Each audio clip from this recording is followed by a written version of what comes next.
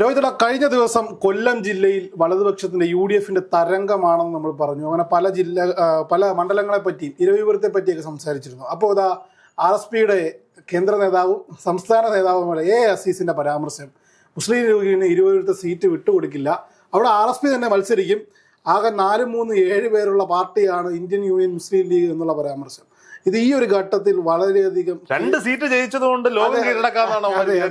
അതെ, അത്തരത്തിലില്ലാത്ത നേതൃത്വമാണെന്ന് ജില്ലയിൽ. അതെ, അപ്പൊ അത്തരത്തിൽ ഈ പരാമർശം ഇപ്പോൾ ഒരു കല്ലുകടിയായി നിൽക്കില്ലേ?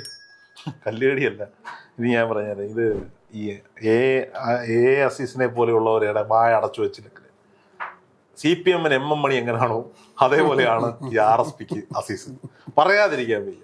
ഇരവിപുരത്ത് 3-4 തവണ പുള്ളി മത്സരിച്ചിട്ടുണ്ട്, ജയിച്ചിട്ടുണ്ട്, MLA ആയിട്ടുണ്ട്. അന്ന് UDFന്റെ സ്ഥാനാർത്ഥിയായിട്ട് മത്സരിച്ചതൊക്കെ മുസ്ലിം ലീഗാണ്. അപ്പോൾ സ്വാഭാവികമായിട്ടും UDFന്റെ ഭാഗമായി അന്നും ഇന്നും നിൽക്കുന്ന, UDF കുടുംബത്തിൽ തന്നെ നിൽക്കുന്ന മുസ്ലിം ലീഗ് മത്സരിച്ചുകൊണ്ടിരുന്ന ഒരു സീറ്റ് തിരിച്ചു ചോദിക്കുന്ന ഏത് സാഹചര്യത്തിലാണ്? കഴിഞ്ഞ 2 തവണകളായി RSP അവിടെ തോറ്റുകൊണ്ടിരിക്കുന്നതാണ്. അപ്പോൾ അവിടെ തോറ്റുകൊണ്ടിരിക്കുന്ന RSPയോട് മുസ്ലിം ലീഗ് ആ സീറ്റ് തിരിച്ചു ചോദിക്കുന്നു. സ്വാഭാവികമായിട്ടും ആ ജില്ലാ നേതൃത്വം അവരൊരു ഉത്തരവാദിത്തമാണ് ചെയ്യുന്നത്, ഞങ്ങൾക്ക് ആ സീറ്റ് തിരിച്ചു വേണം. ലീഗിന്റെ പല സീറ്റുകളും കോൺഗ്രസ് ഏറ്റെടുക്കുമല്ലോ. ഇത് സ്വാഭാവികമായിട്ടും ഇദ്ദേഹം പറയേണ്ടത് ഏതാണ്? ഇല്ല, RSP ആണ് ഇവിടെ മത്സരിക്കുന്നത്, മുന്നണി മര്യാദകളുടെ ഭാഗമായി ഞങ്ങൾ തന്നെ ഇവിടെ മത്സരിക്കും, ഞങ്ങൾക്ക് സ്ഥാനാർത്ഥി ഉണ്ട്. സ്ഥാനാർത്ഥിയുടെ പേര് ചോദിക്കരുത്, പേര് വെച്ച പുള്ളിയുടെ പേര് തന്നെ ഉള്ളൂ. അപ്പോൾ ഞങ്ങൾക്ക് സ്ഥാനാർത്ഥി ഉണ്ട്, അപ്പോൾ മുന്നണിക്കുള്ളിൽ ഇത് ചർച്ച ചെയ്ത് ഞങ്ങളത് തീരുമാനിക്കും എന്ന് പറയുന്നതിന് പകരം ഇന്ത്യൻ യൂണിയൻ മുസ്ലിം ലീഗിനെ കളിയാക്കാൻ ഉള്ള ത്രാണി RSPക്ക് ഉണ്ടോ എന്നുള്ളതാണ് ചോദ്യം. അതാണ് എന്റെ ചോദ്യം. ഈ ഷിബു ബേബി ജോണും NK പ്രേമചന്ദ്രനും അടക്കമുള്ള RSPയുടെ ക്വാളിറ്റിയുള്ള നേതാക്കന്മാർ എങ്ങനെയെങ്കിലും ഒരു MLA RSPയിൽ നിന്ന് ഉണ്ടാക്കാൻ, 1-2 MLA-മാരുണ്ടാക്കാൻ ശ്രമിച്ചുകൊണ്ടിരിക്കുന്ന ഒരു സാഹചര്യത്തിലാണ് അസീസിനെ പോലെ ഉള്ള ആളുകൾ ഇത്തരത്തിൽ MM മണി സ്റ്റൈലിൽ പരാമർശവുമായി വരുന്നത്. ഈ വിവരക്കേടുകൾക്ക് കൃത്യമായ തിരിച്ചടി ഏൽക്കേണ്ടി വരും. അതെ, ഞാൻ കൃത്യമായി പറയാണ്. നോക്കൂ, UDFൽ 2ാമത്തെ കക്ഷി ഇന്ത്യൻ യൂണിയൻ മുസ്ലിം ലീഗാണ്. മലബാർ മേഖലയിൽ UDFന്റെ കരുത്ത് അവരാണ്. തെക്കൻ കേരളത്തിൽ അവർക്ക് അക്കോമഡേഷൻ ഉണ്ട്. കൊല്ലത്ത് പുനലൂരിൽ സീറ്റ് കൊടുത്തിട്ടുണ്ടല്ലോ, അവിടെ പോയി ജയിക്കാൻ നോക്ക്, രണ്ടത്താണി വന്ന് മത്സരിച്ചിട്ടും തോറ്റുപോയല്ലോ എന്നൊക്കെയാണ് AICSന്റെ മറുപടി. UDFൽ നിന്നുകൊണ്ട് തന്നെ മുസ്ലിം ലീഗ് ഇരവിപുരത്ത് ജയിച്ചിട്ടുണ്ടെന്നേ. ഇയാളെയാണ് തോപ്പിച്ചത്, അസീസിനെയാണ് തോപ്പിച്ചത്. ഈ ഏതൊരു പാർട്ടി ആയാലും, അത് വലിയ പാർട്ടി ആകട്ടെ ചെറിയ പാർട്ടി ആകട്ടെ, ഒരു പൊതുവിടങ്ങളിൽ എങ്ങനെ പെരുമാറണമെന്നറിയാത്ത കുറേ നേതാക്കന്മാരാണ് ആ പാർട്ടിയുടെ ഏറ്റവും വലിയ ശാപം എന്ന് പറയുന്നത്. ഷിബു ബേബി ജോണിനെ കുറിച്ചോ NK പ്രേമചന്ദ്രനെ കുറിച്ചോ അല്ലെങ്കിൽ ഇപ്പോൾ ഈ നമ്മുടെ കുന്നത്തൂർ മത്സരിക്കുന്ന ഉല്ലാസ് കോവൂരിനെ പറ്റിയോ ഒന്നും ആർക്കും ഒരു എതിരഭിപ്രായവും ഇല്ല. ഇനി RSP ഇട്ടുപോയ RSPന്റെ ദേശീയ നേതാവ് കോവൂർ കുഞ്ഞുമോനെ പറ്റിയോ, അദ്ദേഹം RSP ആണല്ലോ, ഇടതുപക്ഷത്തേക്കുന്ന RSP ആണ്, അദ്ദേഹത്തെ കുറിച്ചൊന്നും ആർക്കും ഒരു എതിരഭിപ്രായമില്ല. പക്ഷെ ഈ അസീസ് മൈക്കിന്റെ മുന്നിൽ വന്നു നിന്നാൽ, അസീസ് സഖാവ് മൈക്കിന്റെ മുന്നിൽ വന്നാൽ എന്തെങ്കിലും ഒക്കെ വാർത്താ കണ്ടന്റ് ഉണ്ടാക്കാൻ പറ്റുമെന്ന് മാധ്യമങ്ങൾക്കറിയാം. ഇദ്ദേഹം എന്താണ്, ദേശീയ എന്തോ ആണ്, ദേശീയ കൗൺസിൽ അംഗം, ദേശീയ സംസ്ഥാനം എല്ലാം ഒന്ന് തന്നെ, അല്ല കേരളത്തിലല്ലേ ഉള്ളൂ. ഞാൻ കളിയാക്കുന്നതല്ല. ഇനി ഈ പാർട്ടിക്ക് കൊല്ലത്ത് മാത്രമാണ് വേരോട്ടുള്ളത്. ഇനി കൊല്ലത്തൊരു സെക്രട്ടറി ഉണ്ട്, ഈ RSPക്ക് കൊല്ലത്തൊരു സെക്രട്ടറി ഉണ്ട്. ഒരു പാവ മനുഷ്യനാ, ശുദ്ധനായ ഒരു മനുഷ്യനാ. ഈ പുള്ളിയെ ആളുകൾക്ക് പറ്റിക്കെടുക്കും, എവിടെ എന്ത് പറയണമെന്ന് അറിയത്തില്ല. ഒരു മൊബൈൽ ഫോണോ ക്യാമറയോ കണ്ടു കഴിഞ്ഞാൽ ആരെങ്കിലും എന്തെങ്കിലും പറഞ്ഞു കൊടുക്കുന്നെങ്കിൽ വിളിച്ചു പറയും. അസീസിന്റെ അതേ സ്വഭാവമുള്ള ഒരു കൊല്ലം ജില്ലാ സെക്രട്ടറി. എന്റെ പഞ്ചായത്തില്, മേലില ഗ്രാമപഞ്ചായത്തില് ഞാനൊരു റീൽ വീഡിയോ ഇട്ടിരുന്നു, അത് ഭയങ്കരമായിട്ട് വൈറലായി. എന്റെ പഞ്ചായത്തില് RSPക്ക് കഴിഞ്ഞ തവണ ഒരു സീറ്റ് കൊടുത്തു. ആ സീറ്റ് കൊടുക്കാനുണ്ടായ സാഹചര്യം എന്ന് പറയുന്നത്, മേലില പഞ്ചായത്തില് ഈ കേരള കോൺഗ്രസ് എമ്മിന് UDF നിൽക്കുമ്പോൾ ഒരു സീറ്റ് ഉണ്ടായിരുന്നു. വിട്ടുപോയതോടുകൂടി കോൺഗ്രസ് എന്ത് ചെയ്തു? ഘടകകക്ഷികൾക്ക് സീറ്റൊന്നുമില്ല. എല്ലാ 15 വാർഡുകളിലും അന്ന് കൈപ്പത്തി ചിഹ്നത്തിൽ സ്ഥാനാർത്ഥികളെ നിർത്തി. കഴിഞ്ഞ തവണ ഒരു മണ്ഡലം, ഒരു വാർഡ് വനിതാ സംവരണമായി. അപ്പൊ അവിടെ അന്ന് മഹിളാ കോൺഗ്രസിന്റെ മണ്ഡലം പ്രസിഡന്റ് ആയിരുന്ന ആളോട് പാർട്ടി മത്സരിക്കാൻ ആവശ്യപ്പെട്ടു. അപ്പോൾ അവർ പറഞ്ഞു, കഴിഞ്ഞ തവണ ഞാൻ ബ്ലോക്കിൽ മത്സരിച്ചാണ്, എനിക്ക് ആരോഗ്യ പ്രശ്നങ്ങളുണ്ട്, അതുകൊണ്ട് എനിക്ക് മത്സരിക്കാൻ സാധിക്കില്ല, പറ്റുമെങ്കിൽ അനിതകുമാരി എന്ന് പറയുന്ന അവിടുത്തെ UDFന്റെ ഭാഗമായി നിൽക്കുന്ന RSPയുടെ മെമ്പറായിട്ടുള്ള ഒരാൾക്ക് സീറ്റ് കൊടുക്കണമെന്ന് മഹിളാ കോൺഗ്രസ് ആവശ്യപ്പെട്ടു. അപ്പോൾ എന്താണ് അതിന്റെ ചേതോവികാരം എന്ന് ചോദിച്ചു. പറഞ്ഞു അവർ ആശാ വർക്കറാണ്, UDFന്റെ എല്ലാ പരിപാടികൾക്കും വരുന്ന ഒരാളാണ്, സ്വാഭാവികമായിട്ടും അവർക്കൊരു അക്കോമഡേഷൻ വേണം. നമുക്ക് RSPക്ക് ഇവിടെ സീറ്റില്ലല്ലോ. അപ്പോൾ മണ്ഡലം കമ്മിറ്റി കൂടി തീരുമാനിച്ചു. അവിടെ പ്രത്യേകിച്ച് ക്ലെയിം ഒന്നുമില്ല. ഇവർ എല്ലാ പരിപാടിക്കും UDF ആയിട്ട് ചേർന്ന് നിൽക്കുന്ന ആളാണ്. വിജയസാധ്യതകൾ കണക്കിലെടുത്തു. അവിടെ പ്രത്യേകിച്ച് പിന്നെ 8-9 സ്ഥാനാർത്ഥികൾ ആ വാർഡിൽ മത്സരിക്കാൻ തയ്യാറെടുത്ത് നിൽക്കുന്നു. അപ്പോൾ സ്വാഭാവികമായിട്ടും ഒരു കോമ്പറ്റീഷൻ വരുമ്പോൾ നമുക്ക് നല്ലൊരു സ്ഥാനാർത്ഥിയെ നിർത്തണം, അല്ലെങ്കിൽ വിജയിക്കാൻ പറ്റുമെങ്കിൽ വിജയിക്കണം എന്ന കണക്കുകൂട്ടൽ. എന്തായാലും സിറ്റിംഗ് സീറ്റൊന്നും അല്ല, ഇടതുപക്ഷത്തിൻ്റെ ഒരു കോട്ടയാണ്. അവിടെ സ്ഥാനാർത്ഥി എന്ന നിലയിൽ ഈ സീറ്റ് അങ്ങ് RSPക്ക് കൊടുത്തു. RSPക്ക് കൊടുക്കുമ്പോൾ മണ്ഡലം കമ്മിറ്റി തലത്തിൽ, നിയോജകമണ്ഡലം കമ്മിറ്റി തലത്തിൽ ആലോചിച്ച് പറഞ്ഞു, നിങ്ങൾ മണ്ഡലം കമ്മിറ്റിയിൽ ഒരു തീരുമാനം എടുക്കുക, എന്നിട്ട് എഗ്രിമെന്റ് ഉണ്ടാക്കി വെച്ചിട്ട് കൊടുത്തോളൂ.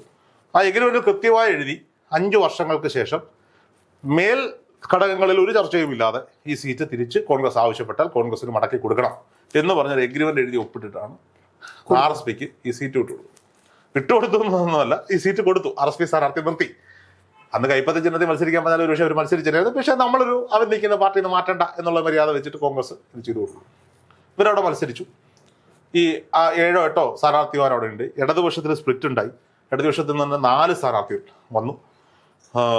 അവിടെ സാമുദായികമായി സ്ഥാനാർത്ഥികൾ ഉയർന്നു വന്നു. അപ്പോൾ ഒരു വലിയൊരു കോമ്പറ്റീഷനിൽ 1-2 വോട്ട് കിട്ടുന്നവർ ജയിക്കും എന്ന സാഹചര്യത്തിൽ CPIയുടെ ഔദ്യോഗിക സ്ഥാനാർത്ഥി 4ാം സ്ഥാനത്ത് പോയ ഇലക്ഷൻ ഇവരൊരു രണ്ടാമത് വന്ന സ്ഥാനാർത്ഥിയേക്കാൾ ഒരു 5-6 വോട്ടിന്റെ 10 വോട്ടിന്റെ എങ്ങാണ്ട് ഭൂരിപക്ഷത്തിൽ ജയിച്ചു.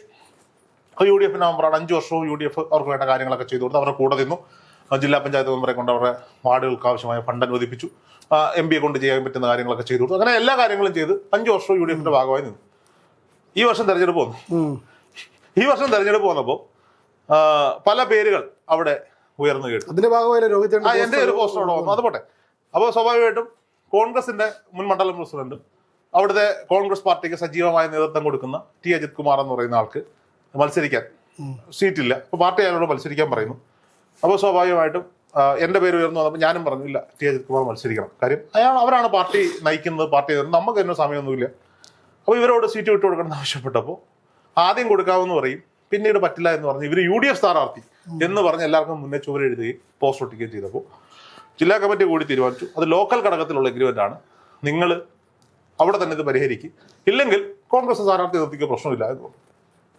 ഷിബു ബേബി ജോൺ ഈ സ്ഥാനാർത്ഥിക്ക് ഒരു ആശംസാ വീഡിയോ അയച്ചു കൊടുത്തു. ആ ആശംസാ വീഡിയോയിൽ പോലും RSP സ്ഥാനാർത്ഥി എന്നേ പറഞ്ഞോളൂ, UDF സ്ഥാനാർത്ഥി. കാരണം ഷിബു ബേബി ജോണിന് കൃത്യമായി കാര്യങ്ങൾ മനസ്സിലാക്കി. NK പ്രേമചന്ദ്രനും RSP സ്ഥാനാർത്ഥി എന്നാണ് പറഞ്ഞത്. അപ്പൊ രണ്ടുപേർ, അപ്പം നമ്മൾ കാണുന്ന ഏറ്റവും വലിയ നേതാക്കന്മാർ അവർ രണ്ടുപേരും. അപ്പോൾ ഇപ്പുറത്ത് T അജിത് കുമാർ മത്സരരംഗത്ത് ഇറങ്ങിയപ്പോൾ അവിടുത്തെ MP കൊടുക്കുന്ന സുരേഷ്, ഷാഫി പറമ്പിലടക്കം യൂത്ത് കോൺഗ്രസിന്റെയും മുഴുവൻ നേതാക്കന്മാരും UDF സ്ഥാനാർത്ഥി T അജിത് കുമാറിന് ആശംസകൾ അറിയിച്ചുകൊണ്ടുള്ള വീഡിയോകളും പബ്ലിഷ്. മത്സരം കടുത്തു എന്ന് തോന്നലുണ്ടായി. അങ്ങനെ ആയിരിക്കുമ്പോഴാണ് ജില്ലാ സെക്രട്ടറിയുടെ വരവ്. അപ്പൊ ഞങ്ങൾ നോക്കുമ്പോൾ നമ്മുടെ നാടാണല്ലോ, അജിത്തേട്ടൻ എന്ന് പറയുന്നത് 24 ഫ്ലവേഴ്സിന്റെ ചെയർമാൻ R ശ്രീകണ്ഠൻ നായരുടെ സ്വന്തം ജ്യേഷ്ഠന്റെ മകനാണ്. അപ്പം അവിടെ ഒരുപാട് പ്രവർത്തകർ അദ്ദേഹത്തിന് വേണ്ടി വർക്കിനിറങ്ങി. രാഷ്ട്രീയം പോലും നോക്കാതെ ഒരുപാട് പേര് വർക്കിനിറങ്ങി. പത്തനാപുരത്തും തലവൂരും ഒക്കെ കിടക്കുന്ന, അറിയാലോ RSPക്ക് എത്ര പേരുണ്ടെന്ന്, 3-4 പേര് വന്നിട്ടാണ് ഈ RSP സ്ഥാനാർത്ഥിയുടെ പോസ്റ്റ്. അപ്പോഴും ഒരു നാണമില്ലാതെ, ഞാൻ അവിടുത്തെ സ്ഥാനാർത്ഥി ഒന്നും പറയുന്നില്ല കേട്ടോ, നമ്മൾ നാണയം കാണുന്നവരാണ്, ആ ചേച്ചിയോടുള്ള വിത്ത് റെസ്പെക്ട് ആണ് ഞാൻ പറയുന്നത്. അവരെ എരികേറ്റി വിട്ടതാണ് ഈ നേതാക്കന്മാർ. ഇവർ വന്നിട്ട് പോസ്റ്റർ ഒട്ടിക്കും. ഞാൻ കേട്ടേ ആ വാർഡിൽ നിന്ന് ഒരുത്തരെയും വിളിച്ചുകൊണ്ട് വന്ന് പോസ്റ്റർ ഒട്ടിപ്പിക്കാൻ ഇവർ പറയില്ല. അങ്ങനെ ജില്ലാ സെക്രട്ടറി വന്നു. അപ്പം നേരെ ഞാൻ ഒരു GCN ന്യൂസ് എന്ന് പറഞ്ഞ ചാനൽ മേഘമായിട്ടുള്ള ചർച്ച, അതിന്റെ ഒരു ഫേസ്ബുക്ക് പേജ് മാത്രം കൈകാര്യം ചെയ്യുന്ന പ്രദീപ് ഗുരുകുലം എന്ന് പറഞ്ഞിട്ട് പത്തനാപുരത്ത് ഒരു മാധ്യമ പ്രവർത്തനമുണ്ട്, പ്രദീപേട്ടൻ. ഞങ്ങളൊക്കെ പ്രദീപേട്ടനെ വിളിച്ചുകൊണ്ട് വന്ന് ലൈവ് ഒക്കെ കിട്ടും. ക്യാമറ ഒക്കെ കണ്ട് ആവശ്യമൊക്കെ മൊത്തം ഈ സെക്രട്ടറി പറയുന്നത് ഒരു ചാനൽ മുതലാളിയുടെ ബന്ധു, പേര് ഞാൻ പറയുന്നില്ല, ഗുണ്ടയാണ്, ഭീഷണിപ്പെടുത്തി. എന്തോന്ന് ഭീഷണിപ്പെടുത്തിയേ, എന്തോ ഈ ലോക്കൽ രാഷ്ട്രീയത്തിലൊക്കെ ഭീഷണിപ്പെടുത്താൻ കിടക്കുന്നത്. ഇയാൾ ഈ പറഞ്ഞ വിവരക്കേടിന്റെ പുറത്ത് മാത്രം ഒരാളെ ഗുണ്ടയെന്നും ചാനൽ മുതലാളി ആരോടും പറയാതിരുന്നതാണ് ഞങ്ങള്. ഏതാ അത് അജിത് കുമാറിന്റെ ബന്ധുബലവോ അല്ലെങ്കിൽ ഈ ശ്രീകണ്ഠൻ നായരുമായിട്ടുള്ള ബന്ധമോ ഒന്നും ആരോട് പറയാം. പിന്നെ ഈ വോട്ട് ചെയ്യുമ്പോൾ പല അജിത്ത് ശ്രീകണ്ഠൻ നായർ ചേട്ടൻ മോനല്ലയോ, അതൊരു വലിയ മാർക്കറ്റ് വാല്യൂ ആക്കി നമുക്കുണ്ട്. ഞാൻ വാർഡിലെ കാര്യമാണ് പറഞ്ഞത്. റിസൾട്ട് വന്നപ്പോ 72 വോട്ടിന് T അജിത് കുമാർ ജയിച്ചു.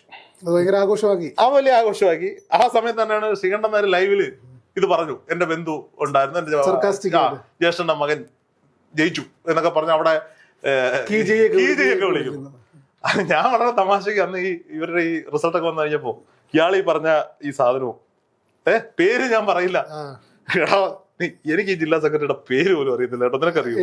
എനിക്കറിയില്ല. ഗൂഗിളിൽ തപ്പി വേണമെങ്കിൽ എടുക്കാം. ഞാനത് പേര് ഞാൻ പറയില്ല ജില്ലാ സെക്രട്ടറിയുടെ. അന്ന് ഞാനൊക്കെ തീരുമാനിക്കുക.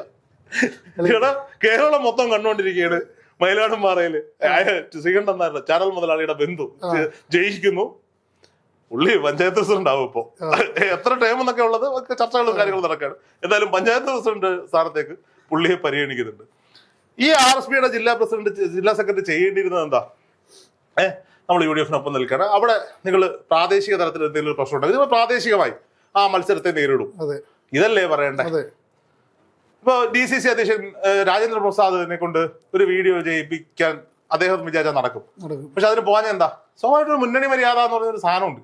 പ്രാദേശിക തലത്തിൽ തർക്കങ്ങൾ ഉണ്ടാകാം, പ്രശ്നങ്ങൾ ഉണ്ടാകാം, അങ്ങോട്ടും ഇങ്ങോട്ടൊക്കെ മത്സരിക്കാം. ഈ ജില്ലാ സെക്രട്ടറി ഒരു ഉത്തരവാദിത്വം ഇല്ലാതെ, അപ്പൊ ഞങ്ങൾ കോൺഗ്രസ് നേതാവിനോട് ചോദിച്ചത് പുള്ളി പറയുന്നത് പുള്ളി ഒരു പാമ്പ് പിടിച്ചോനാണ്, ഒന്നും പറയല്ലേ, നിങ്ങൾ അതിന് കൗണ്ടർ വീഡിയോ ഒന്നും ചെയ്യാൻ നിൽക്കരുത്, അത് വിട്ടുകളാം എന്നാണ് പറഞ്ഞത്. ഈ അവസ്ഥയാണെന്നേ ഈ അസീസിനെ പോലുള്ളവർക്ക്. ഈ ഇരവിപുരം സീറ്റിന്റെ പേരിൽ മുസ്ലിം ലീഗുമായിട്ട് ഇടയാതെ ഇനി ഞാൻ ചോദിക്കട്ടെ, മുസ്ലിം ലീഗ് വിചാരിച്ച ആ സീറ്റ് തിരിച്ചു പിടിക്കുന്നില്ല? തീർച്ചയായിട്ടും.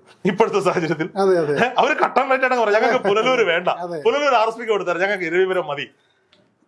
മുസ്ലിം ലീഗിനെ സംബന്ധിച്ചിടത്തോളം അവർക്ക് 4 പ്രവർത്തകരെ ഉള്ള അസീസ് പറഞ്ഞല്ലോ. ആ 4, 3, 7 ആ 7 പ്രവർത്തകരും മുസ്ലിം ലീഗിന് അത്രയ്ക്ക് പ്രിയപ്പെട്ടവരായിരിക്കും. അതാണ് മുസ്ലിം ലീഗിന്റെ പവർ. ഒരു പ്രവർത്തകനെ ഉള്ളെങ്കിലും അവർക്ക് വേണ്ടി സംസ്ഥാന നേതൃത്വം ഇറങ്ങി വരും. അതാണ് ആ പാർട്ടി. അസീസിന് പറ്റുമോ? ഷിബു ബേബിജോണ്ടും പ്രേമേന്ദ്രനും പറ്റുമായിരിക്കും. അസീസിനെ കൊണ്ട് കൂട്ടിയാ കൂടുവോ? ഇയാൾക്ക് മത്സരിക്കണം. ഇതേ ഉള്ള കാര്യം. അസീസ് അത്ര വലിയ ദേശീയ നേതാവല്ലേ? അസീസ് പറയേണ്ടത് എന്താ? എനിക്ക് രവിപുരമൊന്നും വേണ്ട, എനിക്ക് നിങ്ങൾ കൊല്ലത്ത് മുകേഷിനെതിരെ സീറ്റ് എന്നാലും ഞാൻ പോയി മത്സരിക്കാം. അങ്ങനല്ലേ അസീസ് പറയണ്ടേ? ഇത്രയും പ്രായവും എക്സ്പീരിയൻസും 4 തവണ MLA ആയിരിക്കുന്ന ഒരു മനുഷ്യൻ എന്തിനാണ് ഈ രവിപുരത്ത് കിടന്ന് നൗഷാദിനോട് പടവട്ടാൻ നിൽക്കുന്നത്? നൗഷാദിനെ പരാജയപ്പെടുത്താൻ സാധിച്ചില്ല അസീസിന്.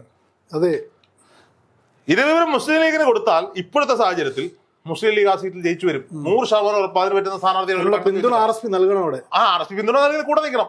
അല്ല കുതുകാലം വെട്ടരുത്. ഇനി RSP പിന്തുണ കൊടുത്തില്ലെങ്കിൽ പറ്റുന്ന എന്താ? കുന്നത്തൂരടക്കം ചവറടക്കം പണി കിട്ടും. കുന്നത്തൂരൊക്കെ മുസ്ലിം ബെൽറ്റില് ഒരുപാട് വോട്ട് ബാങ്കുള്ള സ്ഥലമാ. അവിടെ കോർ കുഞ്ഞുമോന് സീറ്റ് ഉണ്ടാവാനുള്ള സാധ്യത ഒന്നുമില്ല. അങ്ങനെയാണെങ്കിൽ സോമപ്രസാദ് XMP അവിടെ സ്ഥാനാർത്ഥിയാവും. CPM-ന്റെ വർഷങ്ങൾക്ക് ശേഷം CPM-ന് സ്വന്തം ജനത്തിൽ മത്സരിക്കാൻ പറ്റുന്നത് അവരെ ഏറ്റെടുക്കും. കോർ കുഞ്ഞുമോന്റെ കഴിവുണ്ടെന്നല്ലോ അവിടെ ജയിച്ചു പോകുന്നത്.